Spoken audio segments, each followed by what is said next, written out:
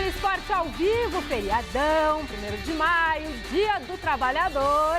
E aqui no Super a gente comemora fazendo jus ao feriado, trabalhando. Então, bora falar dos brasileiros, que entraram em campo ontem pela Libertadores da América. O Cruzeiro representou muito bem o Brasil jogando em Assunção, no Paraguai. Após empate em 1-1 no jogo de ida em Belo Horizonte, a Raposa conseguiu vencer o Cerro Porteño fora de casa por 2-0 com 2 gols de Dedé e 1 de Dagoberto e está classificada para as quartas de final da Libertadores. O adversário, inclusive, já está definido. Será o argentino San Lorenzo.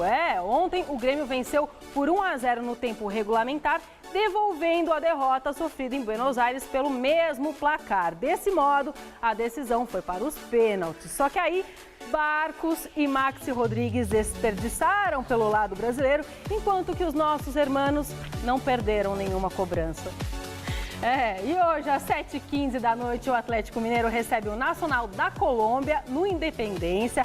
Fora de casa, os mineiros perderam por 1-0 e, por isso, precisam de uma vitória por 2 gols de diferença para se classificarem para as quartas de final da Libertadores da América, hein? Boa sorte, Galo! Intervalo, jogo rápido. Daqui a pouco eu volto com o Godoy. Até já!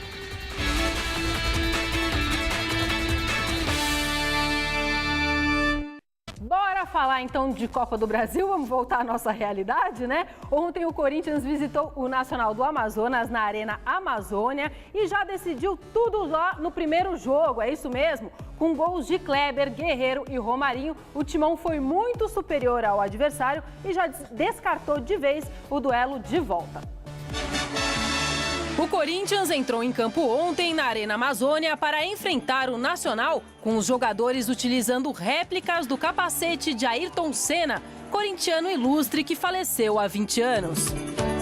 E o Timão começou a partida no ritmo do ex-piloto, pisando fundo, abriu o placar logo aos 6 minutos com Kleber. Pouco mais tarde foi a vez de Guerreiro aproveitar um rebote e ampliar.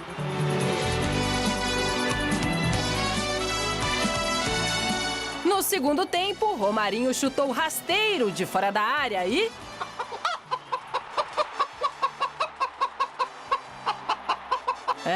o goleiro Jairo aceitou um frangaço. Final, Corinthians classificado 3, Nacional 0. Ganhamos uma semana a mais de trabalho nas duas oportunidades, para a gente também significa bastante. E vai, sem dúvida nenhuma, aumentando a confiança dos jogadores, né? Hoje fechamos o 6º jogo sem sofrer gols, mesmo tendo sofrido um pouquinho na segunda parte, o que era natural pelo desgaste, né? E até pelo adversário ter estrategicamente escolhido essa forma de forçar um pouco mais no segundo tempo, quando estivéssemos mais cansados, a equipe suportou bem e vai entrando nos eixos e se aproximando do rendimento que queremos ter, mas sabemos que precisamos continuar melhorando. O Corinthians saiu na pole ontem, homenageando o Ayrton Senna e começando com vitória logo aos 7 minutos. Dominou bem o primeiro tempo, foi superior e conseguiu fazer o placar de 2-0 no primeiro tempo. No início do segundo tempo, tomou um sufoco tremendo do adversário, como disse o Mano, que já estava esperando isso, mas no momento em que a equipe estava, o Nacional dificultava as coisas para o Corinthians, o goleirão Jairo tomou um frangaço num chute tão despretensioso, nem tanto despretensioso do Romarinho, e aí esse frango abateu a equipe do Nacional e as coisas ficaram fáceis para o Corinthians, que tinha por obrigação ganhar bem, eliminar o jogo da volta, e isso foi feito, e o que deixou o Mano satisfeito foi que a equipe continua sem sofrer gols. Não sofreu gols porque o Bandeirinha, o assistente número 2, marcou um impedimento equivocado do centroavante Fabiano, senão o Fabiano, aí estava impedido sim, mas um pouquinho antes desse lance foi marcado impedimento do Fabiano e não havia impedimento, senão o Fabiano poderia ter feito o gol e teria quebrado a invencibilidade do Corinthians. Méritos para o Corinthians, mesmo diante de um adversário que limitadamente é fraco, mas individualmente alguns jogadores mostraram qualidade. Legal. Bom, gente, ainda pela Copa do Brasil, Vasco e Coritiba também entraram em campo ontem. Vamos aos gols. No estádio Amigão, em Campina Grande, o 13 da Paraíba deu um susto no Vasco da Gama ao abrir o placar com o Esquerdinha. Na segunda etapa, o garoto Thales balançou as redes 2 vezes, uma aos 5 minutos e outra aos 41, garantindo a virada Cruz Maltina. Final, 13 da Paraíba 1, Vasco da Gama 2. Os dois times voltam a se enfrentar no próximo dia 14 de maio, em São Januário. A Caldense recebeu o Coritiba no estádio Ronaldão e o estreante Já fez 1-0 para os visitantes. Robinho ampliou a contagem e deu números finais à partida. Caldense 0, Coritiba já classificado 2.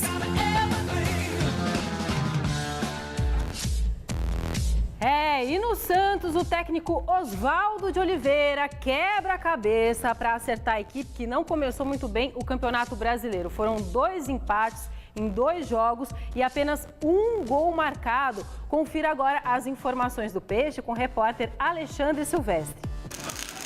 Solda o portão, irriga o gramado, limpa a caixa d'água, manutenção na infra do CT Rei Pelé e no time que usufrui dessas instalações e que ainda não venceu no Campeonato Brasileiro. Após empate por 1-1 com o Sport na estreia em casa, Oswaldinho mexeu na equipe. Por exemplo, sacou um atacante e mandou para campo o volante Alan Santos. Assim mesmo, o Peixe não passou de um empate fora de casa, sem gols, com o Coritiba no Couto Pereira. O primeiro resultado contra o Sport não foi o que a gente queria, o que a gente esperava.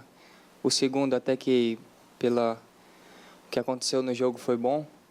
E a gente está com 2 pontos, a gente queria estar com 6 hoje, porque o nosso objetivo, como eu já tinha falado, é na paralisação da Copa, a gente está na liderança. A escalação do Santos para o próximo jogo, sábado, 18h30, na Vila, contra o Grêmio, ainda está indefinida. Também, convenhamos, é cedo, né?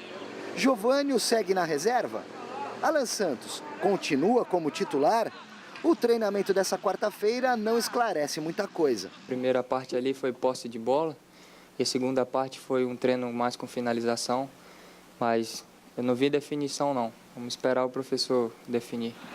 Quem deve voltar é o Arouca, recuperado de dores musculares.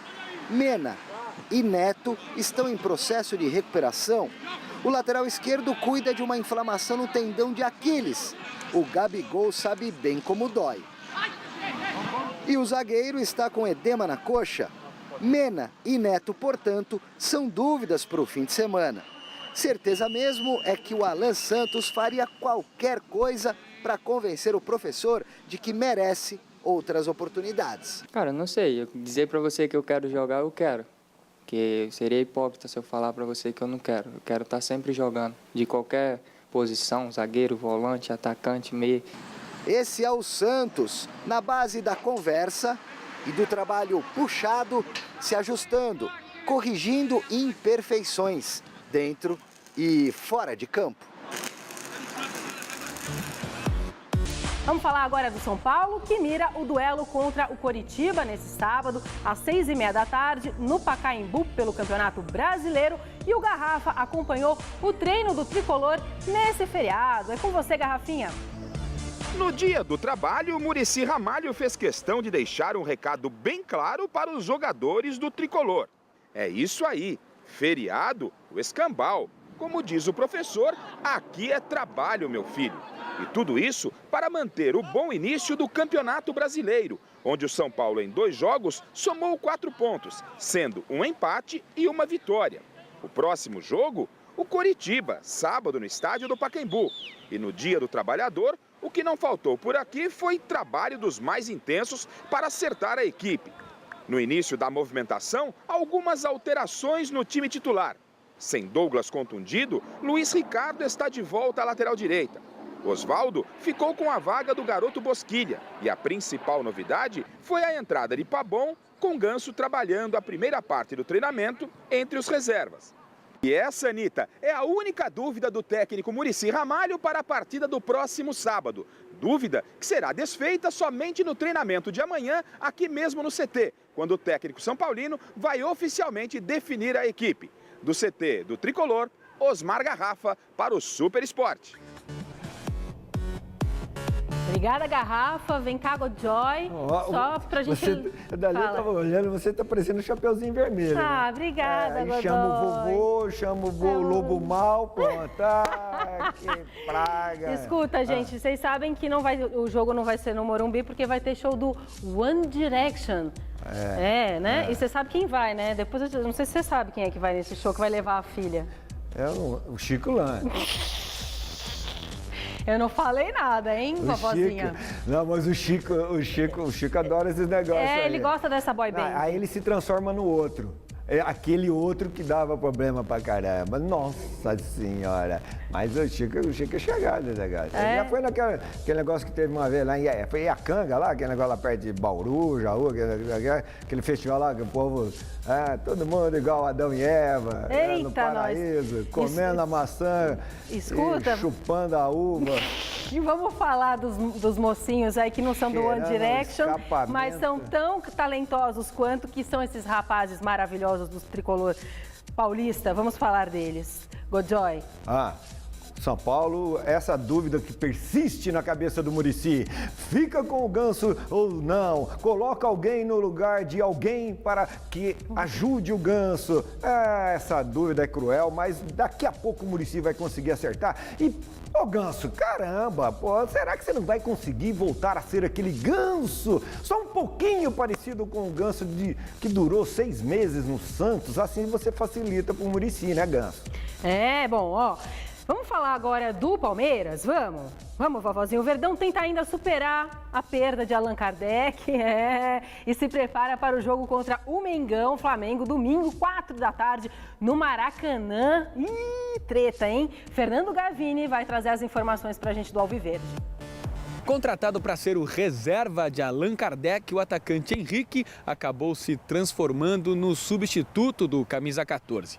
Ele chegou ao Palmeiras na segunda-feira e será apresentado oficialmente nesta quinta. O jogador de 24 anos se destacou no Campeonato Paulista jogando pela Portuguesa, ao marcar 7 gols. Seus direitos pertencem ao Mirassol, que emprestou Henrique ao Verdão até o final do ano. O nome do atacante apareceu no bid nesta quarta-feira, o que o deixa regularizado e à disposição do técnico Gilson Kleina para a partida deste domingo contra o Flamengo no Maracanã.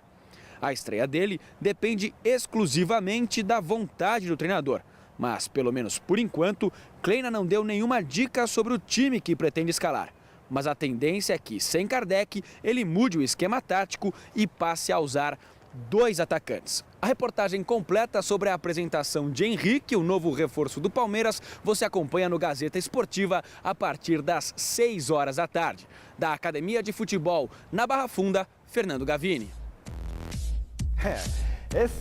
É interessante essa origem do Henrique. O Henrique pertence ao Mirassol. Mas o Henrique nunca jogou no Mirassol, mas pertence ao Mirassol. Essa jogada toda aí que existe hoje, amparada pela lei, de jogador que é vinculado, tem que estar vinculado a um clube, mesmo que nunca tenha jogado neste clube. Jogadas de empresário. Esperamos que o Henrique consiga demonstrar mais o Henrique do Mogi Mirim do que o Henrique do Santos e da Portuguesa. Na Portuguesa ele foi bem.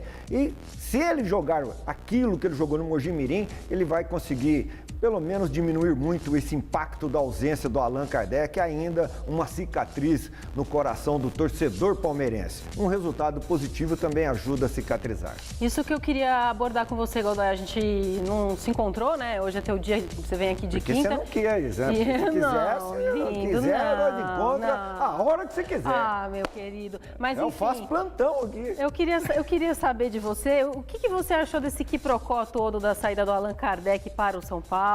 Enfim, essa troca de farpas entre Paulo Nobre e Aidar, né? E agora, como é que vai ficar esse clima no Palmeiras? Porque, bem ou mal, entre os jogadores mesmo, deve estar um clima complicado, né? No começo fica, né, a ausência, o Allan Kardec era muito querido, então no começo a ausência é sentida, mas nada melhor do que a bola rolar, o jogo acontecer e o resultado positivo vir, já ameniza bastante. Em relação ao comportamento dos dirigentes, acho que o São Paulo não deveria ter feito como fez, agido da maneira que agiu, tá? penso assim. E outra coisa, serviu pelo menos para mostrar que o Aidar não sabe comer banana. Você viu que cena? Foi Meu criancinha Deus que do só céu. comeu papinha de banana. Banana com dente, assim, morder a banana, Aidar, que vexame. Se apanhou da Gente, banana. vamos falar agora de um assunto muito melhor do que esse. Há 20 anos, tá? A gente perdeu um grande ídolo do esporte brasileiro, né? A gente está falando do Ayrton Senna da Silva, um dos maiores pilotos de todos os tempos, mas acima de tudo ele foi um grande ser humano e é por isso que a gente lembra dele com tanto carinho. Foi a pista de Imola que infelizmente levou ele da gente. Então a gente deixa aqui o Super Esporte uma homenagem especial a esse grande piloto e a esse grande ser humano. Textos de Vinícius Sacomani e narração de Michele Janella. O programa de hoje fica por aqui, eu volto amanhã.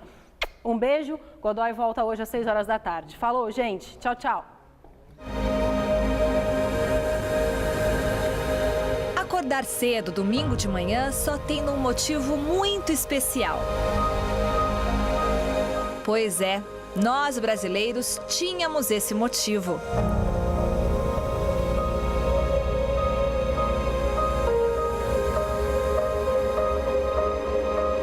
Eu acho que o Ayrton atingiu realmente algum nível de conexão das pessoas muito profundo. Ele representou realmente algo além. Eu, como brasileiro, acho que ele foi o maior piloto da história do automobilismo mundial. Seu compromisso foi incrível. Seu talento, sua habilidade era maior do que tudo que tinha visto antes. E olhe que eu já havia trabalhado com grandes pilotos naquela época e no passado. Hoje, 1º de maio de 2014, é o dia dos clichês. Um mito, o monstro das pistas, o melhor de todos os tempos, um herói nacional. Tudo isso é válido sim, ninguém diz o contrário. Ídolos, quando morrem, viram santos. Ayrton Senna foi um semideus e foi, mesmo antes de partir.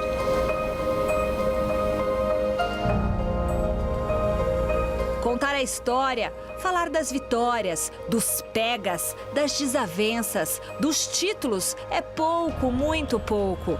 Sem nenhum exagero, a Fórmula 1 é uma antes de Senna e outra depois daquele GP em Imola.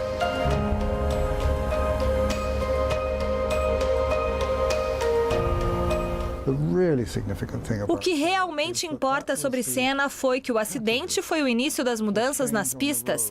Literalmente, ele salvou dezenas de milhares de vidas.